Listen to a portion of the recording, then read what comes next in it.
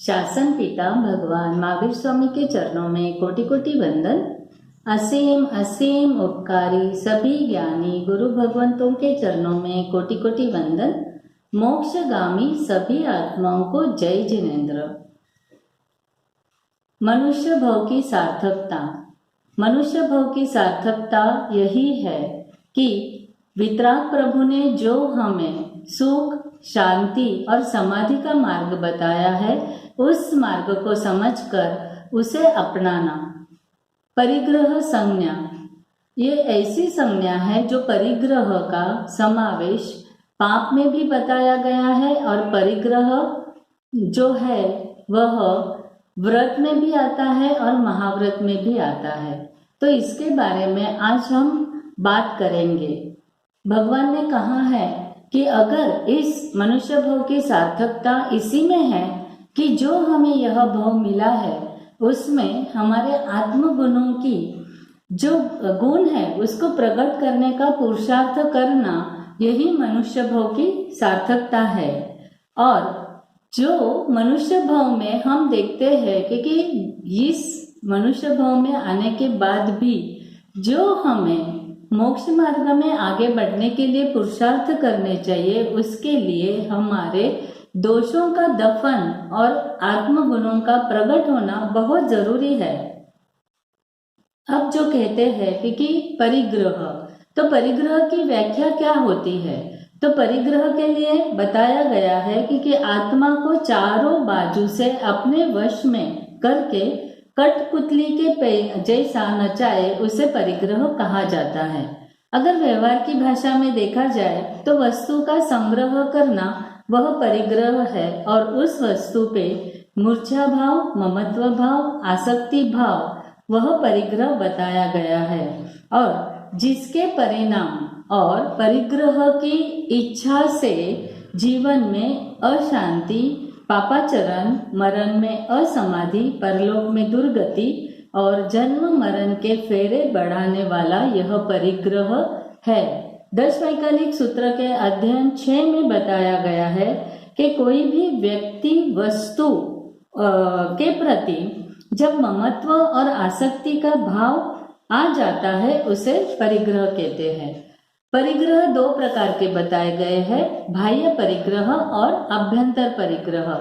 ज्यादातर करके हमें इसे लगता है कि जो भी वस्तु, पदार्थ या साधन हमारे पास है उसे ही परिग्रह हम कहते हैं, लेकिन भगवान ने इतनी सूक्ष्म बात बताई गई है कि बाह्य परिग्रह में जैसे कहा जाता है कि जमीन, मकान है, चांदी, सोना, धन, धान्य, नौकर, चाकर और पशु पक्षी जो अपने मालिकी के हैं, उसे बाह्य परिग्रह कहा गया है। और आंतरिक परिग्रह यानी जो हमारे दोष है, जिसके कारण हमारे आत्म गुणों का विकास नहीं होता है, ऐसे 14 भेद बताए गए हैं, जिसमें आता है मिथ्यात्व, क्रोध, मान, माया, लोभ, हास्य, रति, अरति, भय, शोक, दुगुंचा, स्त्री वेद, पुरुष वेद और नपुंसक वेद। ये बताए गए हैं आंतरिक अभ्यंतर परिग्रह। अब इसके बारे में जब बात करते हैं तो शारीरिक और मानसिक दुखों की उत्पत्ति का स्थान अगर बताया गया है तो वह है ममत्व। और ममत्व के कारण जो अगर हमारे पास जो भी परिग्रह है उसके प्रति जो ममत्व भाव, आसक्ति भाव होता है, उसके कारण जो भी नुकसान होते हैं, उस नुकसान की बात भी भगवान ने बताई गई है, तो उसको भी समझना बहुत जरूरी है। जैसे कि अगर हमारे पास जो भी परिग्रह है तो वो परिग्रह अगर पारिवारिक परिग्रह, कॉमन परिग्रह है, तो उसमें भी मनभेद, मतभेद के कारण क्या हो जाता है, संबंधों में तिराड़ आती है, क्लेश होते हैं, बोलने के व्यवहार भी उस कारण बंद हो जाते हैं, यानी अपने मन में द्वेष भावना बढ़ने लगती है। धीरज का नाश इस कारण से होता है कि परिग्रह के कारण, उसको संभालने के कारण, उसका जो मोह है उसके कारण हमारा मन हमेशा चंचल रहता है। चंचल रहता है यानी क्या, कोई भी चीज अगर मेरी है और वो कोई दूसरा थोड़े समय के लिए भी ले लेता है या हम देते हैं, जब तक वो वापस नहीं आती तब तक हमारे मन में उसके प्रति जो विचार आते रहते हैं, उस विचार के कारण हमारा असमाधि भाव हो जाता है और चंचलता बढ़ती है। जैसे किसी को एक पेन भी कभी देते हैं ना, वो पेन जब तक रिटर्न नहीं आती तब तक हमारे मन में उसके बारे में ही क्या होता है, विचार घूमते रहते हैं। और इसी कारण जैसे मेरी चीज यह मेरा है, मालिकी भाव और अधिकार भाव, इसके कारण भी क्रोध बढ़ता है। यानी मुझे पूछे बगैर, यानी मेरा जो है ऐसा हम मानते हैं, और कोई अगर उसे ले लेता है या पूछे बगैर लेता है, तभी अपना क्रोध, यानी क्या होता है कि हम ऐसे कहते हैं इसने मेरी वस्तु को छीन लिया, उसने मेरी वस्तु का लाभ उठा लिया। ये सभी चीजों के कारण हमारे मन में क्रोध बढ़ जाता है और वहां पे क्षमा गुण का नाश हो जाता है। नेक्स्ट बताया गया है कि हमारी आकुलता व्याकुलता में वृद्धि होती है, यानी टेंशन बढ़ते हैं। अगर परिग्रह का कार्डियोग्राम लिया जाए तो उसमें जो रिजल्ट्स आते हैं वो भगवान ने कहे हैं, वह रिजल्ट्स हमेशा अविश्वास, संदेह, असुरक्षा, अस्थिरता, संक्लेश, चित्त की विक्षिप्तता, यही रिपोर्ट में दिखाई देता है। यानी परिग्रह के ऊपर की मूर्छा भाव हमारे में इन दुर्गुणों का क्या कर लेते हैं, वृद्धि हमारे में होती रहती है। अब जैसे परिग्रह अगर हमारा बढ़ता जाता है, हमारे पास साधन, संपत्ति, वैभव बढ़ने लगता है, तो हमारा अहंकार भी इसके साथ बढ़ने लगता है। आई एम एवरीथिंग, यह बात, यह एटीट्यूड हमारे में आने लगता है, और उसी कारण एकाग्रता, धर्म चिंतन, तत्व चिंतन, धर्म ध्यान, प्रभु स्मरण का नाश होता है। और इसी परिग्रह की संभालने में या ध्यान रखने में हमें धर्म के लिए समय नहीं मिल पाता है।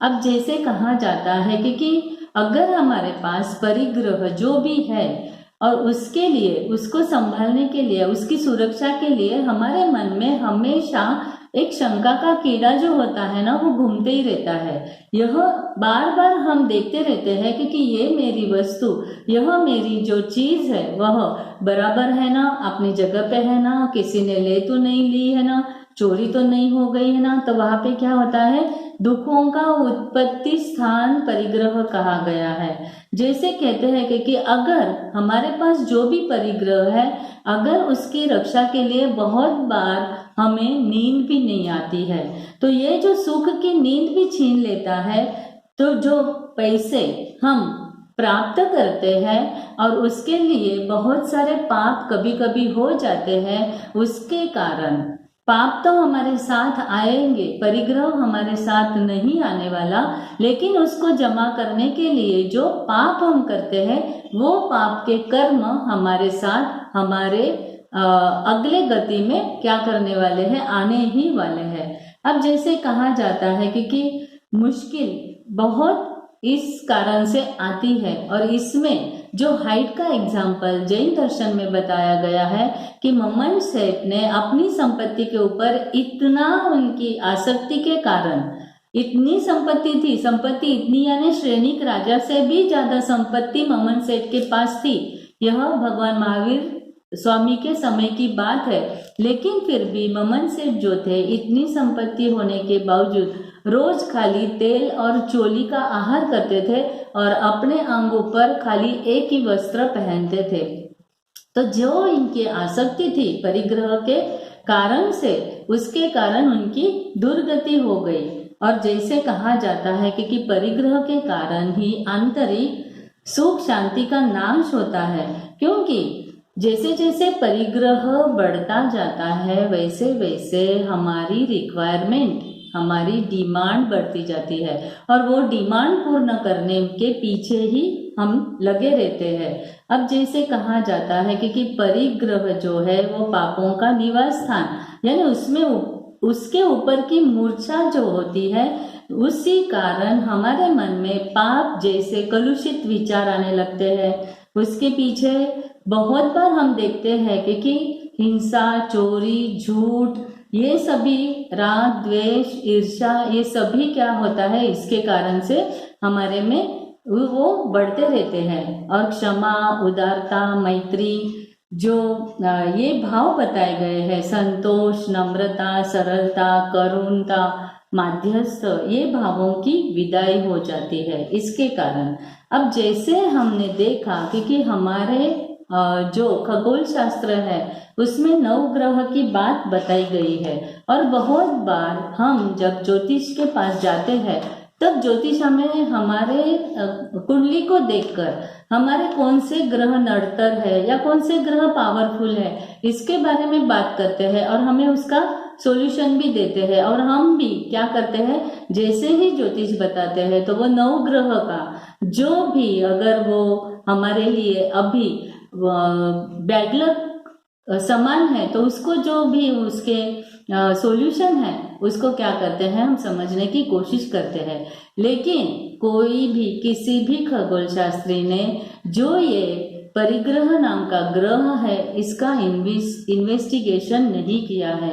इसका इन्वेस्टिगेशन भगवान महावीर ने अपने केवल ज्ञान में कर हमें क्या किया है, अलर्ट रहने के लिए कहा है कि परिग्रह ऐसा ग्रह है जो हमारी दुर्गति करा सकता है, और इस परिग्रह के कारण भी हम भव भ्रमण तक क्या करते रहते हैं, घूमते ही रहते हैं। तो इसके लिए बहुत सारे एग्जाम्पल्स पण हमारे पास है, और इसके बारे में अगर हम देखते हैं तो कुची कर्ण जो एक मगध देश के पटेल थे, और उनके पास कितनी गायें थी, तो उनके पास 1,00,000 गायें थी, और उनको गायों के प्रति इतना राग था कि 1,00,000 गाय भी उनको क्या लगती थी, कम लगती थी। और गायों का दूध, घी, दही खाने के इतने शौकीन थे कि वह उसके बगैर रह नहीं पाते थे। और इसी राग के कारण, और उसमें ही कहा जाता है कि गायों के प्रति जो राग था, और वो खाने से जो वो ही खाते थे बार बार, उससे अजीर्ण होके उनके शरीर में रोग भी हो गए, और उनकी दुर्गति यानी गायों के प्रति राग के कारण अगली गति में वो गाय ही बने। तो ऐसे बहुत सारे एग्जाम्पल्स परिग्रह पे आसक्ति के कारण हम हमारे अगले भाव को भी कैसे बिगाड़ते हैं, इसके एग्जाम्पल्स हमारे पास है। वैसे ही नंद राजा जो कहा गया है वो पाटलिपुत्र का राजा था, और इतनी लोभ वृत्ति थी इसकी कि वह लोगों के पास से बहुत सारा टैक्स क्या लेता था, जमा कर लेता था, और इतना स्वच्छंदी था कि सोनो जो वहां पे चलन था सोने के सिक्के का, वह बंद करके उसने चामड़ी के सिक्के क्या किए, वहां पर उसकी परंपरा, उसका चलन चालू कर दिया, और सोने के सिक्के पूरे सिक्कों से अपनी संपत्ति उन्होंने जमा कर ली। और अंतिम अवस्था में उसे कर्म की थपाट ऐसे लगी कि वो निर्धन भी बन गया, और उसका मृत्यु जब हुआ तब आदि व्याधि उपाधि इतनी सारी हो गई और वह नरक में चला गया। ऐसे बहुत सारे उदाहरण हमने देखे हैं कि जमीन के टुकड़ों के लिए, या रामायण महाभारत में भी हमें पता है कि राज्य के लिए भी बहुत बड़े बड़े युद्ध होते देखे हैं। और हमारे अगर जैन दर्शन की बात करें तो हल विहल जो थे, चेड़ा राजा और कोनिक के बीच में जो युद्ध हुआ, वो भी युद्ध एक हार के लिए जो हुआ, और उसके लिए जब युद्ध हुआ तो उस युद्ध में 1,80,00,000 योद्धा क्या हो गए, मर गए। तो ये सभी चीजें जो होती है कि परिग्रह के लिए जो हमारे मन में आसक्ति भाव मोह उत्पन्न होता है, तब हम सब भूल जाते हैं। बस उसको प्राप्त करने के लिए हम जो भी करना चाहे वो कर लेते हैं और अशुभ कर्म का बंद करते हैं। जैसे ये बातें हैं, वैसे ही हमारे राजकीय क्षेत्र में बहुत सारे ऐसे एग्जाम्पल्स एट प्रेजेंट भी दिखाई देते हैं कि परिग्रह को जमा करने में इतनी सारी संपत्ति जमा कर लेते हैं कि उनको भी पता नहीं रहता उनके पास कितना है।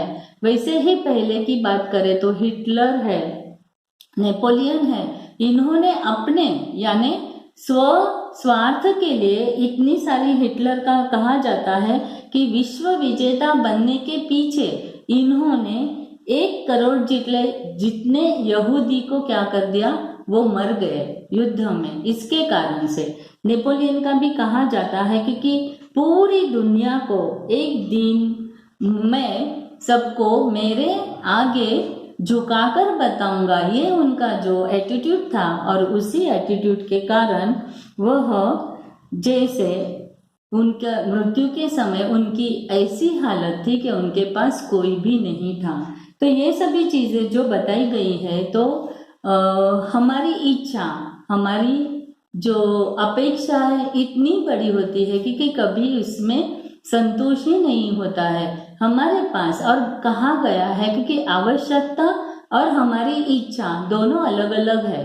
आवश्यकता तो हमारे जीवन में जो भी हमें जीवन निर्वाह के लिए होना है वो तो होना ही है, लेकिन इच्छा ये ऐसी चीज है कि अगर वो नहीं भी करते हैं तो हमारा जीवन कहाँ पे भी रुकता नहीं है। तो इसके लिए भी एक जो एग्जाम्पल बताया गया है कि एक बहुत ही खेडूत उसकी दयनीय स्थिति को देखकर राजा ने उसको कहा, ठीक है, तुझे अगर मैं बख्शिश दूंगा तो तुझे क्या करना पड़ेगा कि यहाँ पे जितने भी खेती है, खेती की जमीन है, वहां पे तू अगर जितना भी चलकर या भागकर जाएगा और सूर्यास्त के पहले वापस तुझे मेरे पास आना है, उस समय दरमियान जितनी भी जमीन के यहाँ से तूने चला है या दौड़ लगाई है वह तेरे मालकी की हो जाएगी।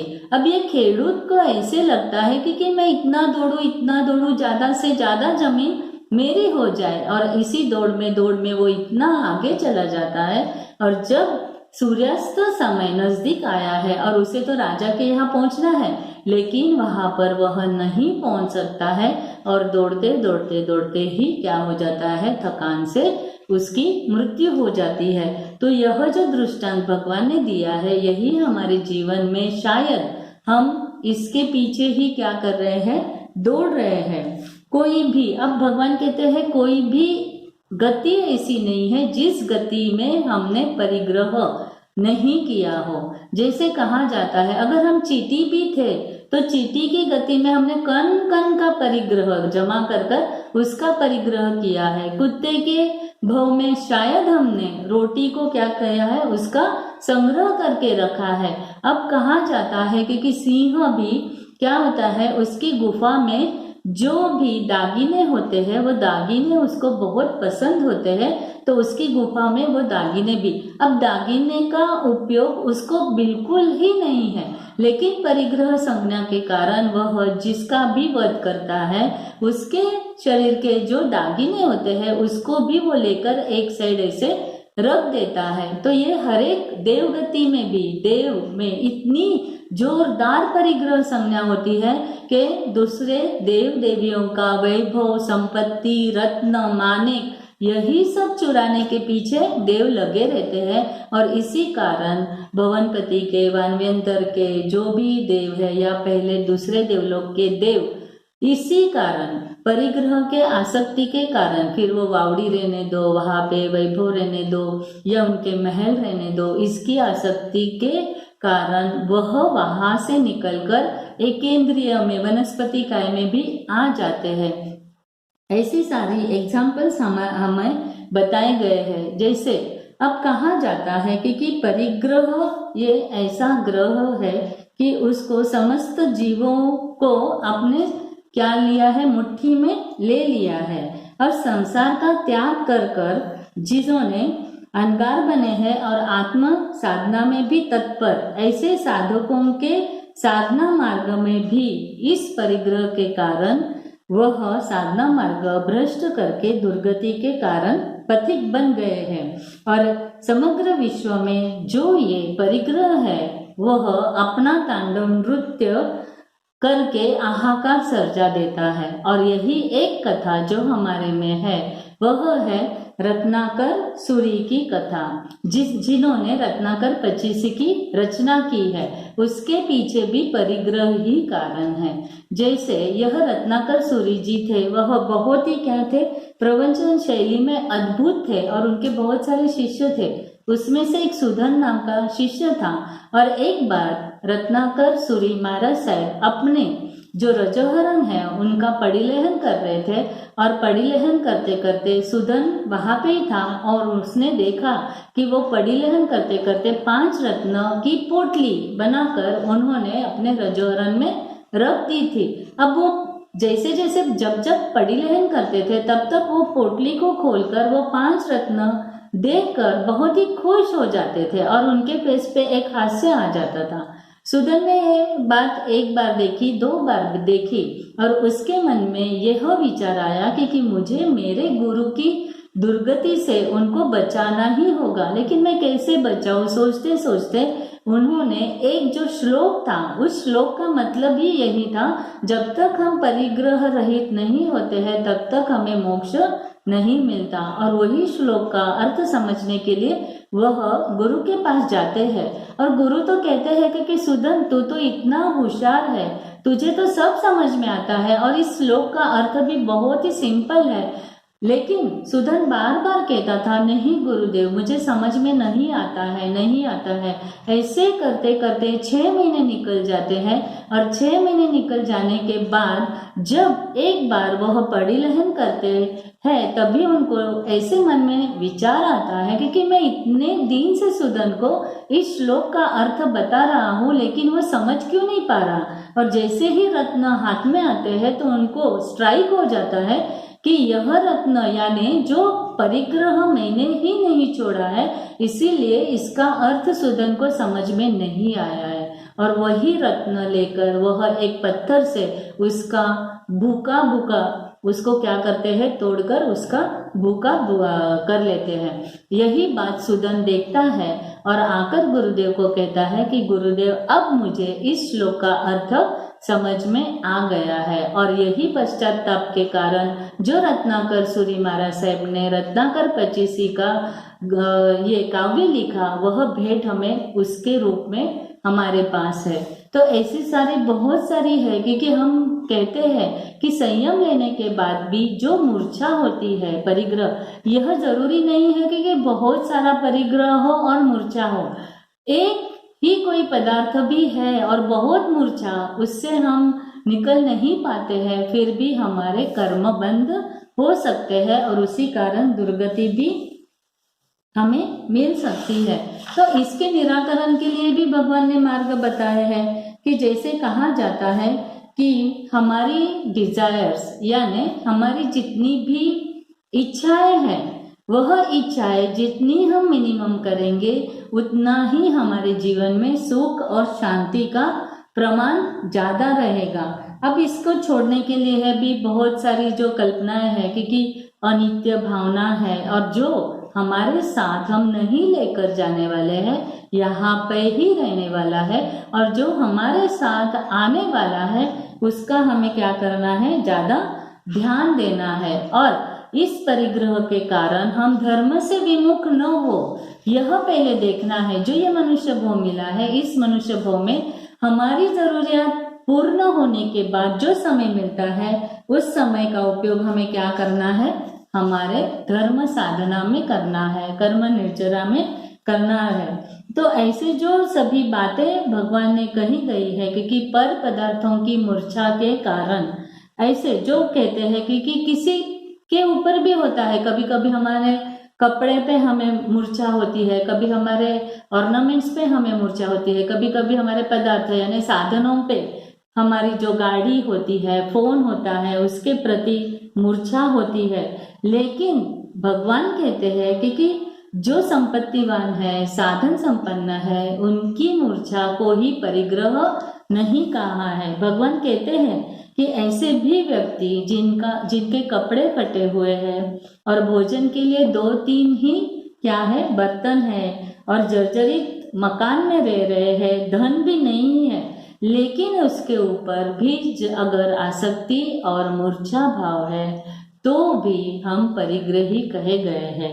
और उसके अपोजिट कहा जाता है कि वैभव के शिखर पर पहुंचे हुए हैं, राजमहल में रह रहे हैं, लेकिन फिर भी अपने वस्त्र, अलंकार और जो भी अपने पास साधन संपत्ति है उसमें अगर हमारा मूर्छा भाव नहीं है तो हम अपरिग्रही है। यानी एक ही प्रिंसिपल है कि हमारे मालिकी के जितने भी पदार्थ, व्यक्ति, वस्तु जो भी है इसके ऊपर हमें बहुत आसक्ति रखनी नहीं है। बिकॉज ऑफ इसी आसक्ति के कारण क्या हो सकता है, हमारा दुर्गति का भाव हो सकता है। जैसे कहा जाता है कि एक जो सेठ थे उन्होंने अपनी जो संपत्ति थोड़े सोना मोहर जमीन में डाल दिए थे कि किसी को पता न चले, और उनका अचानक मृत्यु हो जाने के बाद वही तिरंज गति में वह वनस्पति काय बने और जहाँ पे सोना मोहर डाटी थी वहां पे ही वह वेल के रूप में ग्रो होने लगे। यानी उसी सोना मोहरों का रक्षण करने के लिए अब वो क्या बने हैं,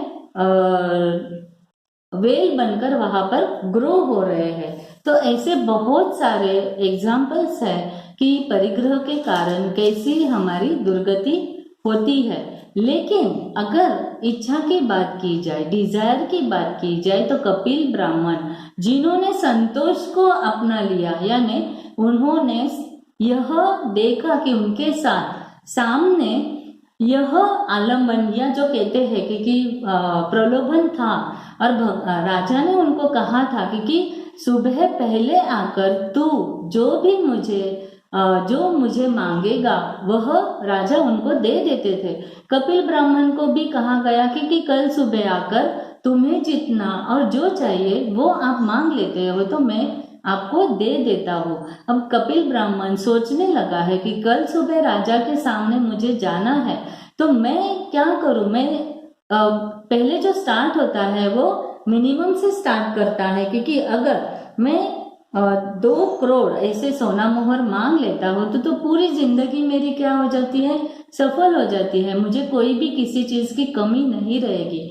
ऐसे ही विचारधारा करते करते ऊपर से नीचे आता है और जो अपने विचार है वह कम कम कम कम होते जाते हैं और उससे लगता है कि अगर मैं कितना भी मांगू फिर भी मुझे संतोष तो होने वाला ही नहीं है, मुझे वो पूरा पड़ने वाला ही नहीं है। इसीलिए उसके मन में यह भाव आ जाते हैं कि जो मैं नहीं मांगता कुछ भी मुझे होना ही नहीं है, और इसी भाव में आगे बढ़ते बढ़ते नहीं मुझे कुछ नहीं होना है, नहीं मुझे कुछ नहीं होना है, और अंतर में जो संतोष का गुण प्रकट होता है और वह चिंतन की धारा में ऐसे चढ़ते हैं और वहां पे उनको केवल ज्ञान हो जाता है। ऐसी बहुत सारी कथा हमारे पास है और इसी कथा के द्वारा हमें यह भी समझ में आता है कि आवश्यकता छोड़ देना अब भी इजी है, यानी नेसेसिटी छोड़ना अभी भी बहुत आसान है, लेकिन इच्छा को छोड़ना आसान नहीं है। क्योंकि भगवान कहते हैं कि हमारे पाँव में जो जूते हमें पहनने हैं वह अगर माप के हैं तो ही हम सही तरीके से चल सकते हैं। अगर वह जूते थोड़े भी अगर छोटे हैं या थोड़े भी बड़े हैं तो हमें चलने में मुश्किल होती है, और इसी कारण जो जरूरत से ज्यादा परिग्रह होता है, यानी कहा गया है कि अति वहाँ दुर्गति हमारी निश्चित होती है। जब ऐसे बहुत सारे उदाहरण है कि एक संत है और एक बड़े मॉल का उद्घाटन करने के लिए उनको बुलाया गया था। उस मॉल में 3000, 4000, 5000 अलग अलग जो सेक्शंस थे उसकी सभी मिलके इतनी सारी प्रोडक्ट वहां पे थी। अब उनका उद्घाटन हो जाने के बाद वो संत को पूछा गया कि आपको ये मॉल कैसे लगा, तो उन्होंने हंसकर जवाब दे दिया कि आज इस मॉल को देखकर मुझे एक एहसास यह हुआ कि इस मॉल में जितनी सारी चीजें हैं वह मेरे पास नहीं है, फिर भी मैं बहुत ही शांति से जी रहा हूँ। तो ये उन्होंने थोड़े से शब्दों में क्या कह दिया, बहुत सारी बातें कह दी। और बहुत बार ऐसे ही होता है कि हम लेने तो जाते हैं 2-3 ही चीजें और बड़े मॉल में जब जाते हैं तब देखने के बाद हमें मन हो जाता है और जो जरूरी नहीं है वही चीज भी हम घर पे काम में आएगा बोलकर लेके आते हैं। ऐसे करते करते हमारे परिग्रह बढ़ते जाते हैं और बहुत बार हमारे पास क्या है, कितना है, यह भी हमें याद नहीं रहता है। और जब भी हम लेते क्यों है तो हमें ऐसा लगता है कि काम में आएगी, कभी तो भी कुछ ऐसे प्रसंग आएंगे, समारंभ होगा तो ये चीजें काम में आएगी। लेकिन तभी जब सिचुएशन ऐसी होती है तभी हमारे पास है, ये याद में भी नहीं आता है और वो चीज ऐसे ही रह जाती है। इसीलिए थोड़े नियम, परिग्रह का व्रत जो कहा गया है, अगर हम अनुव्रत लेते हैं यानी आवश्यक से जो हमें ज्यादा है वह हमें क्या करना है उसके बारे में, यानी परिग्रह हमारे बढ़ाने नहीं है। और कहते हैं कि जितने साधन बढ़े उतनी साधना कम हो गई, क्योंकि हमें टाइम ही नहीं मिलता है सभी को मेंटेन करने में। आज इसका ये हो गया, ये इसका ठीक करना है, वो ठीक करना है, ये सभी चीजें हमारे पीछे लगे रहती है। और इसी कारण जैसे कहा गया है कि जब बाहर से पूर्ण बनने जाते हैं तब ऊपर से शून्य क्या हो जाता है, बन जाते हैं। और जब बाहर से हम शून्य बनेंगे तभी हम अंदर से पूर्ण बनेंगे। तो यही कहा गया है कि अगर हमें निष्परिग्रही बनना है तो जल्दी से जल्दी हमारी इच्छाओं पे हमें क्या करना पड़ेगा, कंट्रोल करना पड़ेगा, क्योंकि इच्छा तो अनंत होती है। और भगवान कहते हैं कि अगर यह सूत्र हम अपनाते हैं कि जो हमारी डिजायर है वो डिजायर को हमें क्या करना है, लेस बना देना है, लेस डिजायर हो जाना है, तो इससे भी हमारे जीवन में शांति, समाधि और कहते हैं कि सुख, जो सही सुख होता है, आत्मिक सुख का अनुभव हम कर सकते हैं। एक जो कवि थे, वो कवि त्यागराज कवि का भी उदाहरण दिया गया है। वो इतने अच्छे कवि थे कि बहुत ही मार्मिक कविता लिखते थे और राजा को उसकी कविता बहुत ही पसंद आती थी। एक बार राजा का बर्थडे था और उस बर्थडे पे राजा सोचते हैं कि मेरे बर्थडे पे अगर ये त्यागराज कवि आते हैं और मेरे बारे में अगर कविता बनाकर सुनाते हैं तो कितना अच्छा लगेगा। इसीलिए राजा उनको इनविटेशन देते हैं उनके बर्थडे के ऊपर। लेकिन ये जो कवि है तो वो कवि जब भी इनके प्रधान इनके पास आते हैं तो वो पूछते हैं, अगर आप आते हो कविता सुनाने के लिए तो आपका क्या रहेगा, जैसे कहते हैं ना, आपको हमें क्या देना होगा। तभी वो त्यागराज कवि कहते हैं कि जो मैं कविता लिखता हूँ उसका मैं कुछ भी यानी कभी भी मैंने अभी तक कोई भी लिया नहीं है, यानी इसके लिखने के मैंने कहाँ पे भी पैसे लिए नहीं है। ये तो मैं मेरे आत्मा की शुद्धिकरण के लिए, प्रभु भक्ति के लिए लिखता हूँ। और इनके प्रभु भक्ति के स्तवन इतने मर्मस्पर्शी रहते थे कि कोई भी सुनता तो बहुत ही पसंद करता था। फिर भी ये जो प्रधान जाकर राजा को कहते कि उन्होंने तो कुछ भी लेने के लिए मना कर दिया है, तो राजा को ऐसे लगता है कि शायद ये ब्राह्मण है, ब्राह्मण सामने से कभी भी मांगते नहीं, हमें ही सोचकर देना चाहिए। और इसीलिए वह ऐसे इनविटेशन भेजता है कि ठीक है, आप अगर कल आ रहे हो तो मैं आपके लिए पालकी भेजूंगा, आपको पालकी में बैठकर आना है। लेकिन फिर भी यह जो ब्राह्मण त्यागराज कवि थे वह उसके लिए भी ना कह देते हैं और वह कहते हैं कि मेरी जो धन संपत्ति और जो कहते हैं प्रतिष्ठा है वह सिर्फ प्रभु भक्ति ही है, और इसके कारण मुझे जो आत्म संतोष मिलता है, सुख मिलता है, वह इन सभी चीजों से बिल्कुल ही नहीं मिलता। जो दिल से भक्ति करते हैं और उसके लिए जो मूल्यवान निवेद समान है वह है सुख और शांति। इसकी प्रतीति होनी बहुत जरूरी है। जब ऐसी प्रतीति होती है तभी हम सही तरीके से प्रभु भक्ति कर सकते हैं। अब जैसे कहा जाता है कि इसीलिए सच्ची समृद्धि, भीतर का आनंद, चित्त प्रसन्नता तभी हमारे पास होती है जब हम निष्परिग्रही होते हैं। और इसी कारण से हमारे में जो संसार का त्याग कर कर संयम जीवन का अंगीकार करने का एक जो कारण कहा गया है कि परिग्रह से निवृत्ति लेना।